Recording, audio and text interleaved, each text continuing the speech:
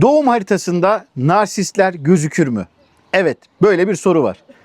Evet hocam, doğum haritasında bir insanda narsist kişilik bozukluğu mu var? Narsist kişilik örüntüsü mü var? Patolojik narsist kişilik bozukluğu mu var? Yoksa pasif agresif narsist kişilik bozukluğu mu var? Bunların hepsi doğum haritasına baktığımız anda görüyoruz arkadaşlar. Günümüzde bu narsistler, empatlar çok yoğun bir şekilde konuşuluyor. YouTube'da, orada, burada. Herkes birbirini narsistlikle suçluyor. İşte hocam benim sevgilim vardı, çok narsistti falan.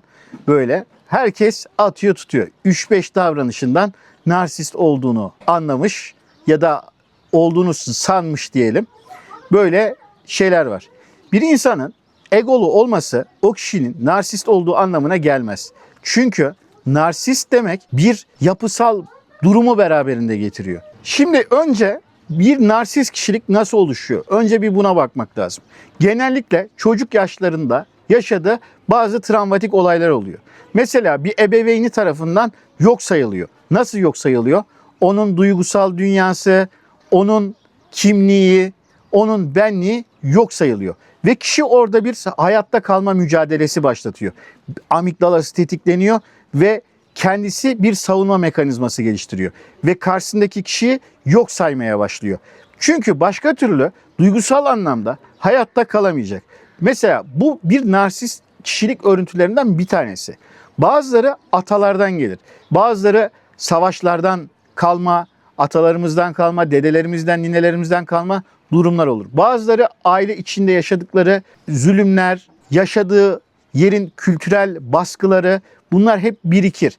Ve bizim evrensel anlamda artık günah sayılabilecek noktaya geldiğinde, negatif enerji verebilecek noktaya geldiğinde kişinin artık o DNA'larını işler, mitokondrilerini işler ve sonraki nesillere aktarılır. Ve bu kişiler hayata geldiklerinde hayatta kalmak üzere ve kendilerini yok saydırmamak üzere kodlu bir şekilde gelirler arkadaşlar.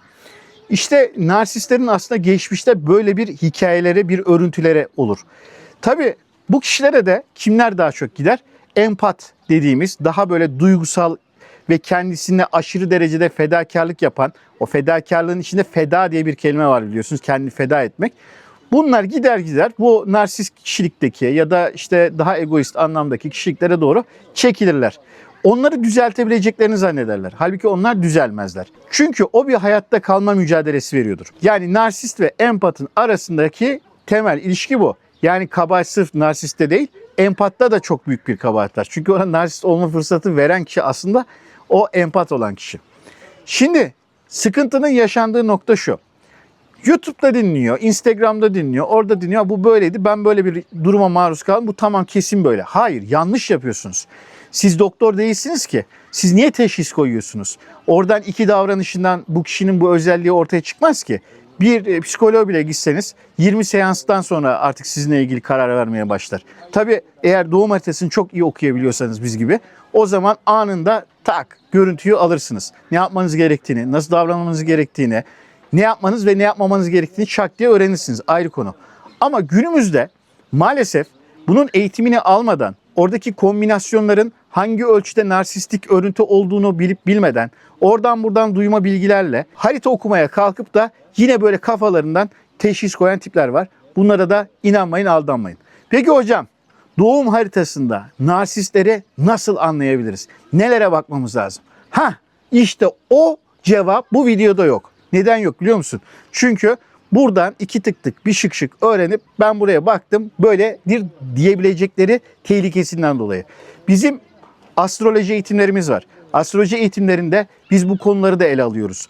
Ama oradaki o temel birikimi almadan bu leveldeki bir bilgiye kişi ulaştığında yanlış anlayabilir, yanlış fikirler edinebilir, yanlış kafasına göre işte teşhisler koyabilir ve yanlış bir şekilde insanları yargılar. Ve biz bunu istemiyoruz. O yüzden de astrolojideki böyle bizim burada anlatmadığımız çok bilgiler var kaymak tabakada.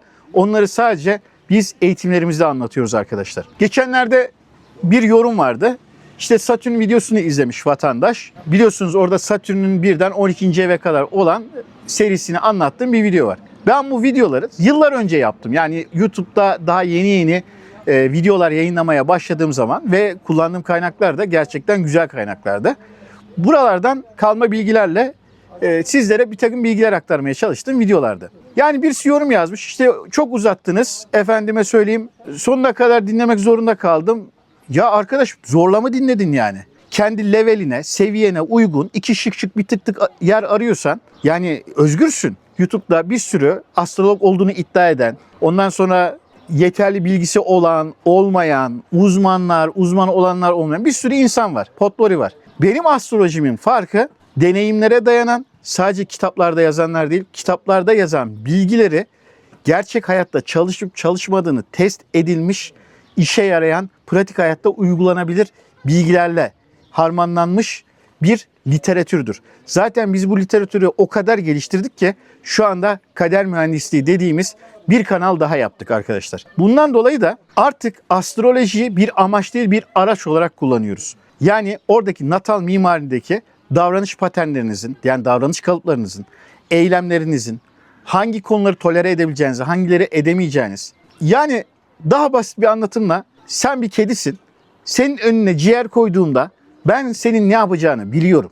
Evet, doğum haritası bize bunu veriyor. Bazısı o ciğeri tolere edebilecek, bazısı hop diye atlayacak. Hop diye atladığında işte o senin eylemin, o eylem kadere dönüşmüş hali olacak kafandaki düşünce örüntüsünün. Dolayısıyla da işte şuradan şu transit geliyor, buradan bu transite aldın mı olmuyor bu işler. Sizin profeksiyon haritanız var. Hangi yaşta, hangi dönemi yaşıyorsunuz? Ondan sonra o transitler sizin natal mimarinize göre nasıl etki edecek? O kedi olup da o ciğere uzanacak mısın? Yoksa ben ciğer sevmem, balık severim mi diyeceksin? Mesela. İşte bunlar arkadaşlar derin konular. Derin konuları, derin olan yerleri böyle yüzeysel olarak çok fazla bu platformda anlatmıyorum. Kusura bakmasın bu kişiler. Evet, yani birçok yerde sömürebileceğiniz bilgiler olabilir. Yarım yamalak bilgiler olabilir. Daha geçenki videoda da anlattım. Yani DNR'a girdim. İşte astroloji bölümüne gittim. Bir kitap baktım şöyle. Bir bayanın yazdığı bir kitap. İşte güya kendi tekniklerini bulmuş falan. Tabii ki değil. Ama zaten teknik de değil. Kitap baştan aşağı hayal ürünü. Hayal dünyasında yaşıyor. Düşünebiliyor musunuz? Maalesef böyle durumlar var. O yüzden astrolojideki öğrendiğiniz her bilgi her haritada çalışmayacaktır. Hatta kültürel farklar bile olacaktır. Kolektif değişikliğinden kaynaklı. Bunlara her zaman dikkat edin arkadaşlar. Ve sizin böyle patolojik durumlarınız, psikolojik durumlarınız varsa bir profesyonel tıbbi yardım almanız gerekiyor. Yani ilk gitmeniz gereken yer astrolog değil. Astroloji size bir yön gösterir ama siz bilinçli olmalısınız, kendinizi biliyor olmalısınız. Ama ciddi sorunları olan insanların yönelmesi gereken yer tıbbi alanlardır. Bunu da bir sorumlu astrolog olaraktan sizlerle paylaşmak isterim değerli arkadaşlar. Evet, aklınıza gelen sorular olursa yine bu videonun altında yorumlarda buluşuruz. Videomu beğendiğiniz için, paylaştığınız için, hype'ladığınız için çok teşekkür ederim. Sonraki bölümlerde görüşmek üzere.